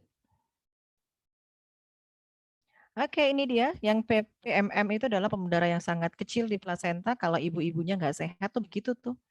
Ya, kebayang tuh anaknya akan lahir stunting. Ya, ya alhamdulillah masih terlahir gitu. Tapi kalau tiba-tiba keguguran berulang, bagaimana? Tapi yang PPL tuh ya ibu-ibu yang sehat, pembuluh darahnya besar gitu ya. Mau pilih mana? Ayo. Oke, lanjut. Oke, lanjut. Nah, ini tadi ya sirkulasinya berkelok-kelok di plasenta, plasenta sebelah kanan. Jadi kalau saya tuh lagi hamil ya, Dulu sih belum tahu juga teori-teori seperti ini, tapi kalau saya dampingin ponakan, pasien-pasien saya selalu bilang begitu. Ayo sekarang kita tekan ego kita utamakan anak kita, cuma numpang kok 9 bulan 10 hari, berikan nutrisi terbaik. Jadi mikir, di sebelah tangan ibu ada kue donat. Maaf saya tidak mengapriori donat ya. Oke, donat enak, indah, ada warna-warni ya, ada toppingnya macam-macam. Bahan bakunya gandum, ada gula juga, tapi melalui apa? Mungkin gula dari tebu, tapi masuk dulu ke pabrik jadi tepung gula. Masuk jadi tepung terigu, diolah sama siapa di bakery gitu. Oleh otak manusia.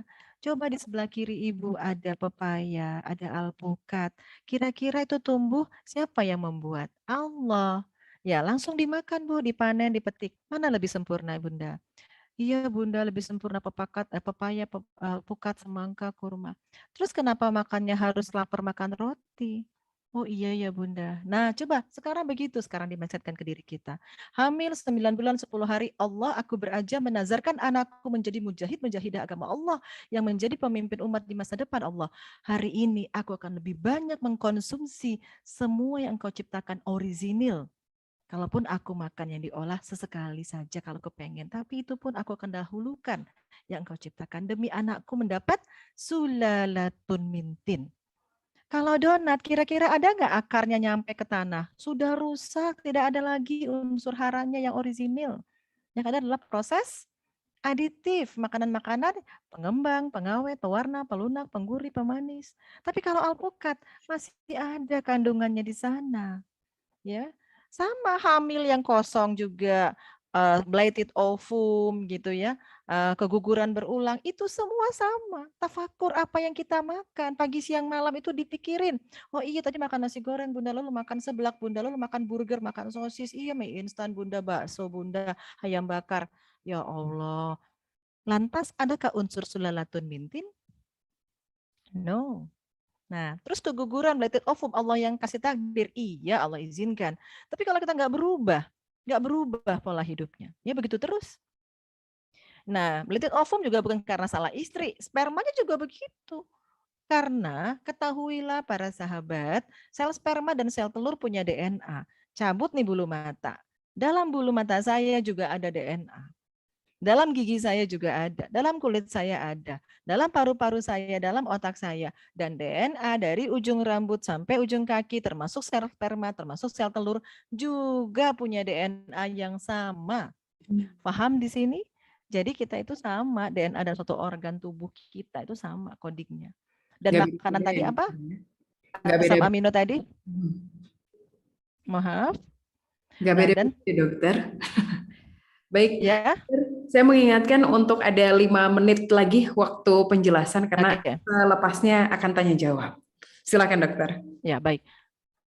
Nah, baik, jadi kalau begitu, ayo jangan sampai nyalahin istri saja. Oke. Nah, kemudian apalagi selanjutnya slide dibantu selanjutnya. Ini slide-nya banyak sekali ya, karena nggak bisa kita hajar satu hari. Oke, terus lanjut mual-mual nih ya. Jadi kalau ada ibu hamil mual-mual segala macam itu karena ibunya kurang gizi. Maaf, maaf, saya bukan menghina ya.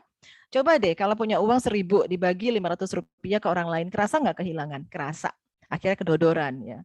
Tapi kalau kita punya uang 10.000 dibagi 500 rupiah, tidak terlalu terasa. Jadi ada baiknya mau menikah itu periksa laboratorium. Jangan hanya persiapan uangnya untuk foto prawedding yang mahal. Kenapa? Jangan-jangan kita kurang gizi, kurang zat besi, kurang mineral, kurang kalsium, kurang magnesium, kolesterolnya ketinggian, gulanya kerendahan, atau gulanya ketinggian. Karena itu lebih baik mencegah, dipersiapkan dengan baik.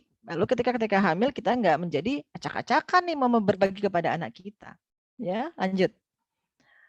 Oke, kenapa ada ibu hamil nggak mual, ada yang mual, ada yang pingsan? Yaitu tadi prahamilnya kurang persiapan, dia nggak tahu bahwa dia kurang gizi. Oke, lanjut. Dan ketahuilah tadi kegagalan cacat pada janin itu di 8 minggu pertama. Tolong kada kursornya tunjukkan di sana angka 8. Jadi kalau ada orang jatuh, dok, saya jatuh naik motor, dok, saya takut anak saya sumbing, dok. Udah datang 5 bulan. Nggak apa-apa, Bu. Anak cacat yang nggak punya telinga, nggak punya langit-langit jadi bibir sumbing, yang gangguan jantung, yang gangguan nggak punya tangan, gangguan otak, itu di 8 pekan pertama. Jadi kalau ada orang hamil nggak sadar dia hamil 2 bulan, terus meratapi nasib, makannya cuma mie instan, makannya nggak makan, waduh kebayang nggak anaknya jadi apa? Ya, itulah ujian terberat seorang wanita, makanya diganjar jihad fisabilillah pahalanya oleh Allah ketika wanita itu hamil. Oke, lanjut ini yang terakhir barangkali. Lanjut ini menyiapkan anak sehat, anak sehebat. Jangan sampai kita hamil stresnya berlebihan karena ada poros otak ibu dan anak itu connecting. Kenapa? Kalau kita stres, nanti lanjut ada hormon-hormon di sini yang acak-acakan pada anak kita. Penelitian pada riset-riset obstetrik di masa depan dari WHO, ibu yang depresi, sering menangis, sering mengeluh, yang cemas berlebih-lebihan, excessive worrying, di masa depan menimbulkan resiko penyakit pada anak kardiovaskular, sakit jantung, sakit jiwa anaknya, anak-anak penyakit ya tantrum bisa, anak-anak kegemukan, anak-anak diabetes, macam-macam semua. Hanya gara-gara ibunya cemas. Karena apa tadi? Ya tadi pemengecilan pembuluh darah karena ada hormon perancu adrenalin yang berlebihan selama hamil. Oke, lanjut. Dan inilah yang luar biasa, mother with anxiety, ibu yang cemas. Kenapa akan melahirkan anak attention deficit hyperactive disorder? Anak-anak hiperaktif terlahir dari ibu mutlak significantly dari ibu yang sangat-sangat cemas saat hamil. Ya, jadi ingat ibu-ibu tadi yang mual muntah berlebihan, sesungguhnya ia kurang gizi saat hamil. Jadi solusi periksa labor. Nanti setelah kajian di-share apa yang diperiksa. Lebih bagus diperiksa sebelum hamil. Kenapa saya hamil 7 kali nggak pernah muntah? Saya masih bisa ngoperasi, masih bisa praktek, bukan takabur ya gitu. Ya tadi. Oke, lanjut. Jadi ketahuilah ayah bunda, saya seorang ahli peneliti di epigenetika, kelakuan kita di 4 generasi di bawah kita bisa menjadi kontributor kemudorotan yang kita lakukan saat ini. Ingat ayah dan bunda. Pikirkan baik-baik.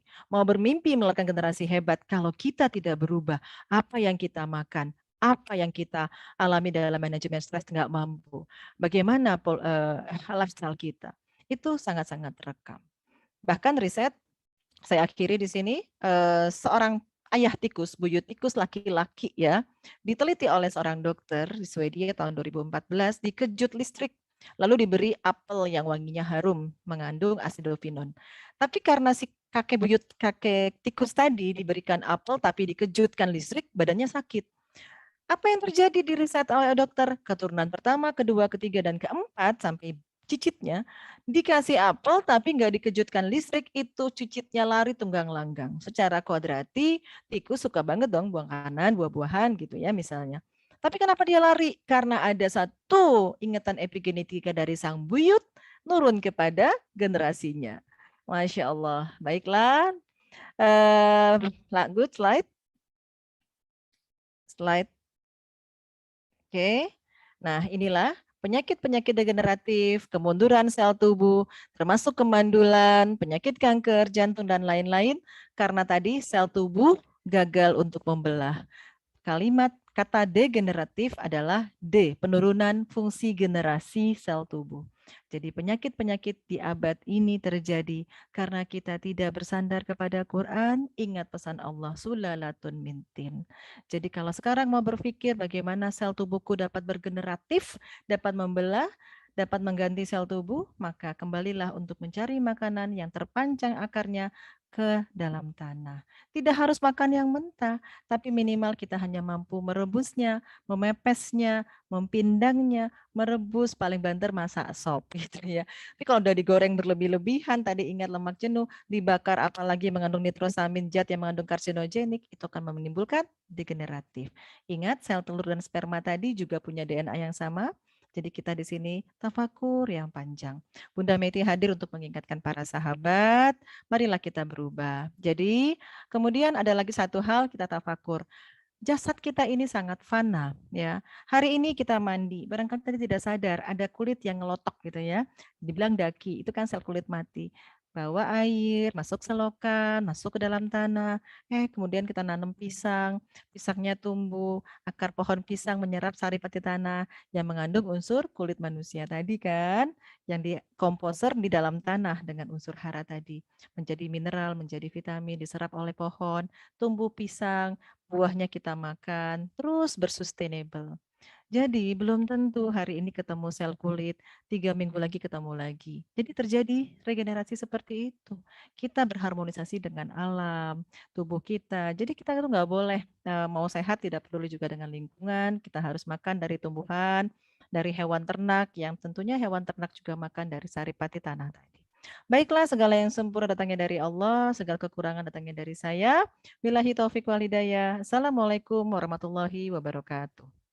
Waalaikumsalam warahmatullahi wabarakatuh. Masya Allah, ini banyak ya teman-teman apa yang disampaikan oleh Dokter Meti. Ternyata jadi tersadarkan bahwa hal tersebut memang perlu kita persiapkan. Jadi tidak hanya berbekal ruhiyah kesiapan kita dalam menikah, tapi tadi diri kita atau fisik di dalam kita juga perlu dipersiapkan. Dan kali ini dokter sudah ada teman-teman yang bertanya, ini yang menuliskan di kolom chat. Saya akan sapa yang pertama bertanya terlebih dahulu, ada Teh Intan, dokter.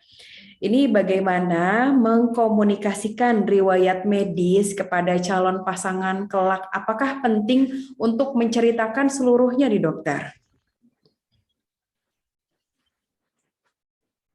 Oke, baik. Ya, kalau saya pribadi, prinsip saya adalah suami pasangan saya adalah pakaian saya. Pakaian adalah menutupi kekurangan saya.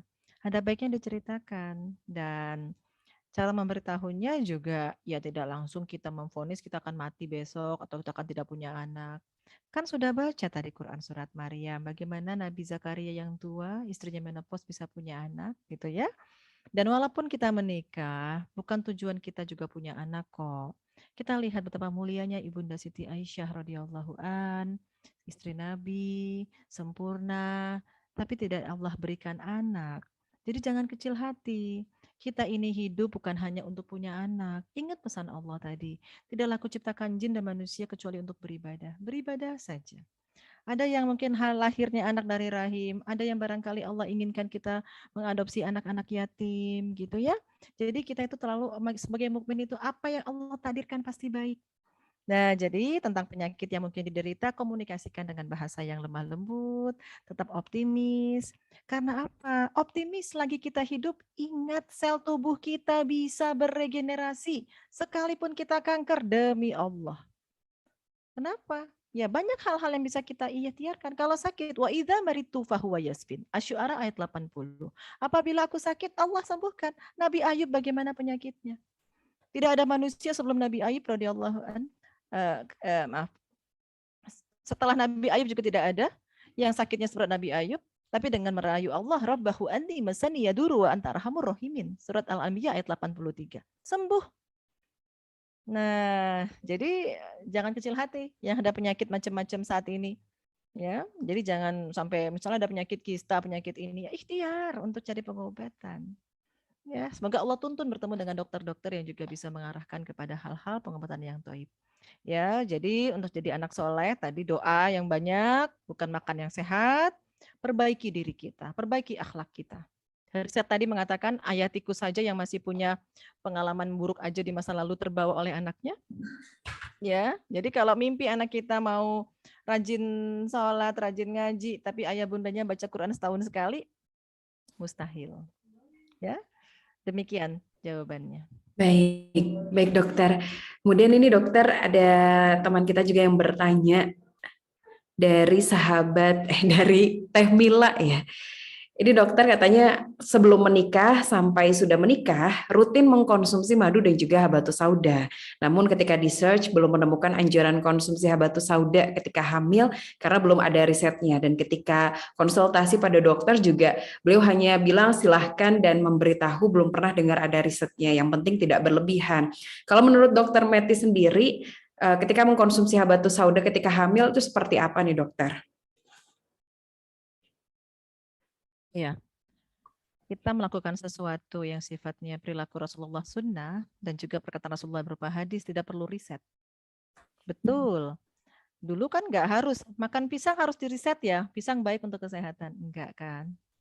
Ketika Rasulullah mengatakan habatus sauda adalah obat segala penyakit kecuali kematian, lakukan saja minum. Tentunya nggak perlu 1 genggam, 1 butir sehari insya Allah. Yang penting ada saja.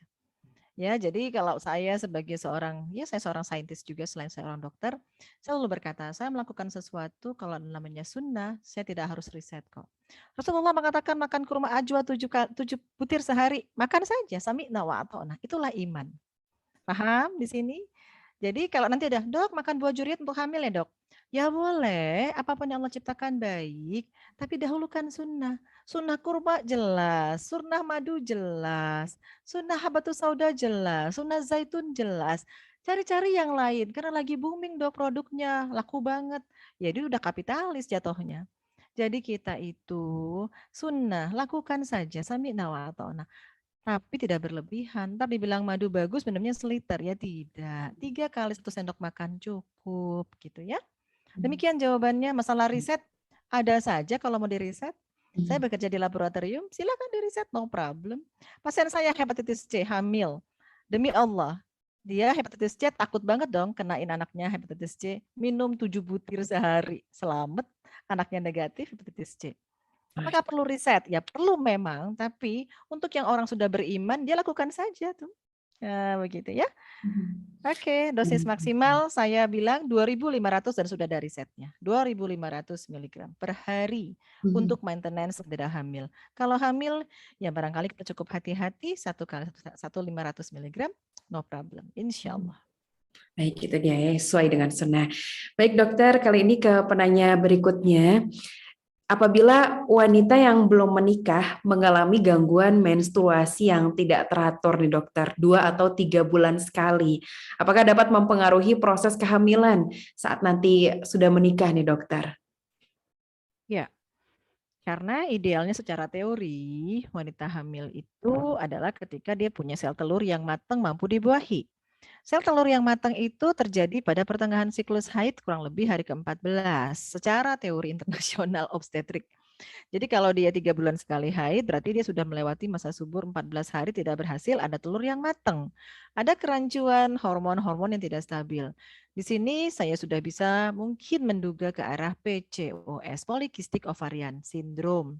Telurnya kecil-kecil karena dia jarang makan sayur, makan buah, hanya makan tinggi karbo, tinggi lemak, dan barangkali maaf, indeks massa tubuhnya juga berlebihan atau sedikit obesitas. Jadi ada banyak yang harus diperbaiki, lakukan. Ketika ada penyakit yang pertama kali, the best treatment for all the disease adalah fasting.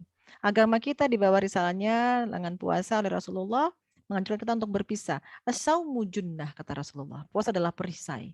Perisai penangkal sesuatu yang mudarat. Lakukan. Di barat sendiri lakukan intermittent fasting gitu ya. Di kita ya lakukan aja puasa Daud kah, Senin Kemis kah gitu. Jadi kalau saya bilang sakit ini, sakit itu, sakit liver, sakit ginjal, sakit gula, sakit hipertensi, sakit PCO, saya bilang apa? Puasa dulu deh, detoksifikasi melalui fasting. Bukan niatnya untuk sehat ya, untuk niatkan untuk bertakwa kepada Allah. Nanti efek sampingnya, bonusnya adalah terjadi detoksifikasi. Jadi coba yang barangkali PCO yang haidnya terhalang, coba timbang berat badannya, kembalikan BMI-nya ke arah normal dengan berpuasa. Ya, tinggalkan makanan cepat saji. Lebih banyak lihat piring Kementerian Kesehatan. Bingung banget dok, gimana makan yang sehat? Udah deh, Indonesia punya rule-nya. Piring Kemenkes, setengah piring isinya sayur dan buah. Ini kita kan setengahnya beras, nasi. Ya salah, apalagi makannya cemilan dimakannya enggak dok, rotinya 1 plastik. Gitu ya. Itu yang harus kita hindari ya. Ingat Baik. tadi konsepnya cuma 1, sebelum mikir sperma dan telur, sulalatun mintinnya diingat. Jadi tolong dari petani di rumah masing-masing untuk menyuplai makanan buat nanti kelak suami dan anak kita. Ya, oke. Baik dokter, ini alhamdulillah sudah banyak yang bertanya, jadi kita ke pertanyaan berikutnya dari Teh Yuli. Fenomena hamil kosong itu karena apa ya dokter? Bagaimana mencegahnya? Tadi ikuti kajian dari awal lagi ya, sudah dijelaskan kan? Barangkali tadi kromosomnya tidak sempurna, DNA tidak sempurna, baik dari telur maupun dari sperma. Coba muhasabah apa yang dimakan. Apakah jauh dari unsur makanan dari tanah? Coba, itu saja saran dari saya ya. Baik. Baik dokter, ini juga ada yang sudah bertanya dari Teh Wulan. Setiap haid ini sering merasa tidak konsentrasi atau bahkan linglung. Itu karena apa dokter? Atau ada makanan atau vitamin yang perlu dikonsumsi sebelum menstruasi? Seperti apa nih dokter? Ya, kalau linglung, bingung, nggak konsentrasi, was-was, pertama ta'awuz yang sering, jaga wudhu. Karena selain jasmani, ada juga pengaruh yang sifatnya ruh, ya, sesuatu yang gaib juga ada. Kita yang mengenal namanya terapi ruqyah syariah. Lakukan zikir pagi dan petang, jaga wudhu. Kemudian masalah hormonal, kortisol. Kortisol adalah karena hormon cemas. Cemas ya kadang-kadang kita manajemen stresnya kurang baik. Semua dianggap sesuatu itu jadinya panik gitu. Padahal ada solusi. Minta tolong nih caranya apa? Wasta'inu bisobri wassolah. Jadikan sabar dan sholat sebagai penolong. Ya, jadi ada dua pendekatan, silahkan melakukan ruqyah mandiri syariah sendiri dengan dekat dengan Quran, dengan zikir-zikirnya, jaga wudhu setiap saat. Nggak apa-apa walaupun haid berwudhu. Ya. Kemudian tenangkan diri dengan mengingat Allah, berzikir. Insya Allah itu yang pertama. Yang kedua, kortisol. Kortisol ini akan tinggi terjadi kalau terjadi resistensi insulin. Hobinya makan gula berlebih-lebihan. Jadi dilakukan adalah menjelang haid jangan sentuh gula, jangan sentuh makanan manis, apalagi minum-minuman kekinian yang ada bola-bola sekarang itu ya, banyak banget tuh merebak di kota besar. Jangan. Kalau perlu menjelang haid udah mulai minum rimpang-rimpangan, air putih yang banyak, air kelapa, insya Allah. Tubuh juga akan menerima sesuatu yang toib tadi.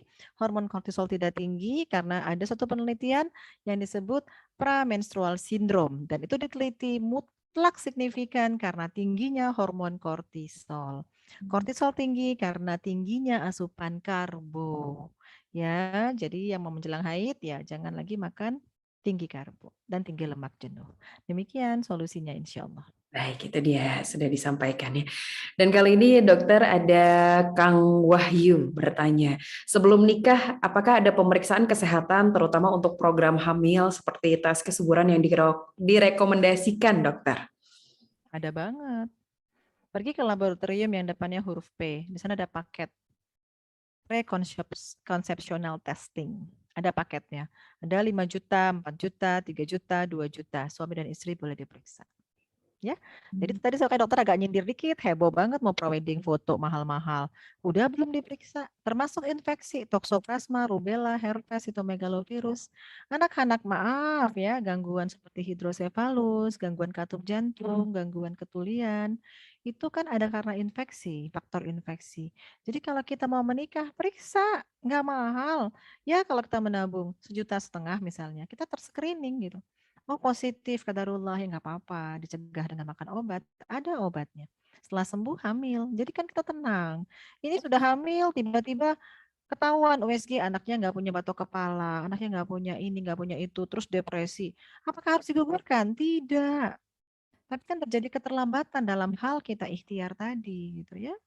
Demikian saran dari saya. Ada, nanti bisa saya share apa-apa saja, insya Allah. Baik, itu mungkin menjawab juga pertanyaan dari Teh Novia ya, karena serupa juga yang ditanya oleh Kang Wahyu.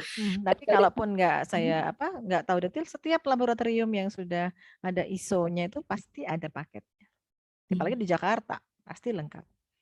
Nah, itu Oke, tinggal paket untuk menikah, pemeriksaan sebelum menikah gitu ya dokter ya. iya betul. Baik dokter, kali ini juga ada Teh Puji bertanya, tips dokter untuk menghindari morning sickness yang berlebihan. Tips yang pertama, ketika hamil, tatalah hati kita untuk selalu bersyukur. Jadi biar happy terus, memang ujiannya berat. Karena ada hormon plasenta disebut beta HCG yang mutlak pasti membuat mual. Kenapa? Beta HCG itu membuat lambung kita membesar. Karena ingin mengakomodir asupan nutrisi untuk double. Bisa diberikan kepada janin. Kalau sudah membesar, namanya gastric emptying time. Waktu pengosongan lambungnya lebih lama, sehingga kita rasanya begah, kembung. Terus peristatik, gerakan ususnya juga melambat. Berikutnya apalagi karena hormon itu saluran urinnya membesar sehingga kita sering berkemih, rahimnya menekan kandung kemih, ngerti ya? Apalagi jadi sembelit, pokoknya uring-uringan. Oke, morning sickness tadi mual, pasti. Jadi caranya bagaimana? Usahakan makan yang tidak mengistimulasi asam lambung. Contoh makanan yang asam, makanan yang pedas, makanan yang keras gitu ya. Jadi bagaimana? Pilihlah buah-buahan. Bukan di jus, tapi dikunyah. Makan buahnya. Karena ada enzim dari mulut yang disebut amilase petialin yang membantu metabolisme. Jadi mual. Ambil potongan sedikit jahe, nggak apa-apa, jahe ciptaan Allah, bahkan tumbuhan minuman surga kan, zanjabil gitu ya. Diseduh dalam air, diminum atau dikunyah saja. Saya dulu pernah gitu ngunyah jahe. Terus ganti lagi pasta giginya, cari yang mengandung siwak agar rongga mulut itu tidak terlalu asam gitu. Jangan nanti hamil makannya pedas. Iya dok, makin pedas enak mualnya hilang ya enggak, lambungnya menginisiasi meningkatnya asam lambung gitu ya. Jadi tipsnya tadi jahe, boleh buat seduhan jahe 3 cm, pandan 1 lembar gitu ya. Tambah serai 10 cm diiris-iris, direbus, disaring, tambah madu anget-anget tuh diminum gitu. Apalagi makan kurma sebutir 2 3 butir, makan pepaya, makan lagi buah yang lain semangka. Insya Allah makan lagi pisang, pelan-pelan makannya, sedikit-sedikit tapi sering, jangan sampai langsung banyak gitu. Karena karena lambung sudah memang membesar secara sunatullah karena pengaruh hormon beta HCG plasenta. Kalau nggak kuat juga ada obatnya KSPOG. Ada yang dapat memblok rasa mual dan itu aman. Saya nggak sebut merek di sini, saya tidak mengendorse. Jadi KSPOG kalau misalnya muntah sampai lebih dari 10 kali sehari. Khawatir nanti dehidrasi. Tapi tadi prinsip yang utama, kalau kita punya cukup gizi, kita nggak akan kedodoran. Kenapa ada fenomena orang hamil nggak mual? Kenapa ada yang mualnya luar biasa?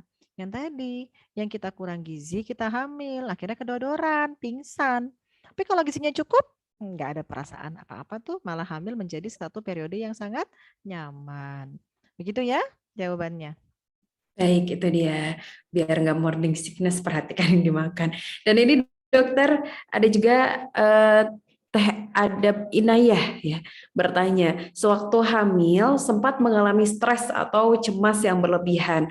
Qadarullah anaknya sekarang memang cenderung aktif seperti yang tadi dokter sampaikan. Bagaimana cara mengatasinya agar kondisi anak bisa lebih baik nih dokter, tidak berimbas lebih buruk untuk masa depannya? Pertama kalau anak sudah lahir, langsung pilih MPASI-nya yang rendah dari karbohidrat dan tinggi gluten. Jadi Ananda kembalikan kepada menu 4 bintang untuk MPASI dan juga piring Kementerian Kesehatan. Karena anak-anak yang hiperaktif kalau ibunya selalu memberikan tepung itu makin hiperaktif gitu ya. Jadi, apa yang paling baik untuk menenangkan anak-anak? Minuman-minuman yang mengandung melatonin. Itu semua berasal dari buah-buahan, ya. Jadi, ibu yang anaknya agak hiperaktif, coba rutinkan makan buah atau jus buah tanpa gula ya, gitu. Contohnya, campurkan pisang dengan jeruk, pepaya dengan jeruk, kurma dengan alpukat, itu Masya Allah. Berikan susu almond buatan mama sendiri, gitu. Jangan dikasih susu dari UHT dari supermarket, nanti mengandung gula tinggi, mengandung lemak jenuh tinggi. Jadi intinya ada ikhtiar. Ya saya sih ilmu-ilmu seperti ini nggak bisa one stop point langsung selesai ya. Memang harus belajar terus berkesinambungan di kelas-kelas kesehatan. Insya Allah saya bukan promo, saya ada Muslimah Health and Education Center, bagaimana kelas hamil dan bagaimana kelas kesehatan. Ya, saya sebagai dokter tentunya saya harus bisa syiar kepada para sahabat, kepada saudara seakidah untuk membuat mereka lebih paham bagaimana menyiapkan generasi. Dan yang berikutnya dengarkan Al-Quran. Jadi di rumah itu coba dengarkan Quran murotal. Bisa kok dibuat TV channel yang ada gambar itu ya. Di Jazirah Arab ya ada Ka'bah ya, Masjidil Haram itu ya. Dalam setiap hari jangan hidupin hanya film-film kartun saja. Karena ternyata Masya Allah gelombang dari bacaan Quran dengan metode baca apapun, kiraatnya apapun, itu melahirkan gelombang alfa dan theta yang membuat ketenangan, menghasilkan hormon endorfin. Jadi ada beberapa riset-riset neuroscience berhubungan dengan otak kalau hiperaktif. Bacaan Quran, kemudian apa lagi? Kemudian anak nanti malam disuruh tidur yang cukup dengan lampu yang gelap gitu. Kemudian seringlah dekap anak kita dengan pelukan ayah dan ibu yang hangat karena dengan pelukan tadi menghasilkan hormon oksitosin. Begitu ya. Jadi ada topik sendiri deh kalau masalah mengasuhi anak hiperaktif. Walaupun saya bukan dokter anak, tapi saya seorang ahli di bidang sel. Insya Allah banyak pendekatan yang bisa lakukan dengan pola makan. Insya Allah di kajian saya hari besok ada hubungan makanan dengan mengatur mood. Ya, hari Ahad besok. Insya Allah gratis. Silakan bergabung di Halila Muslimah and Health Education Center. Nah, Gitu. itu dia. Wah, yang masih penasaran ya dengan ilmu yang ingin disampaikan oleh Dokter Meti tuh boleh diikuti. Dan ini Dokter, nampaknya ada satu pertanyaan terakhir lagi karena memang waktu kita terbatas. Jadi mohon maaf teman-teman, tidak semua pertanyaan bisa kami sampaikan, tapi harapannya bisa banyak menjawab nih apa yang menjadi pertanyaan teman-teman. Kali ini dari Kang Abdul Aziz Niptar, apakah puasa itu bisa menjaga kesehatan reproduksi bagi seorang laki-laki dan perempuan nih dokter? Ya, Masya Allah, puasa itu bukan hanya reproduksi, semua whole our body dijaga banget.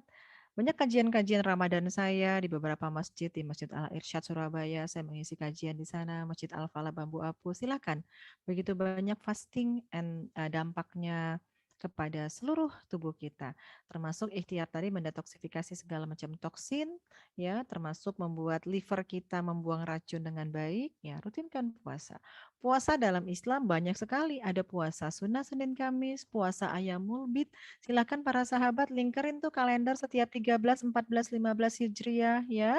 Kemudian dilanjutkan dengan apa? Hijamah di tanggal sunnah 17 atau 19, 21. Insya Allah Rasulullah berjanji kesembuhan ada 3 cara. Yang pertama hijamah berbekam, kedua minum madu, dan ketiga kai. Tapi aku melarang umatku melakukan kai atau besi panas. Tapi saya sebagai dokter melakukan operasi dengan besi panas. Tapi dua hal tadi, minum madu dan berpuasa dan berbekam, insya Allah akan menjadi suatu modulasi kita untuk menjaga kesehatan. Bukan hanya reproduksi, semuanya, Masya Allah. Islam is the best way in our life. Jadi berislam secara kafah, mengetahui cara-cara berislam dengan ya perilaku Rasulullah dicontoh dari tidur sampai bangun lagi, insya Allah menjadi wasilah kita menjaga kesehatan. Masya Allah, baik. Kenapa yang sudah dituntun oleh Rasulullah, insya Allah baik untuk kita nih teman-teman. Baik. Terima kasih dokter atas ilmunya dan juga tadi sudah menjawab pertanyaan dari teman-teman nih. Harapannya juga menambah ilmu kembali dari apa yang disampaikan oleh dokter di sesi tanya jawab. Dan kali ini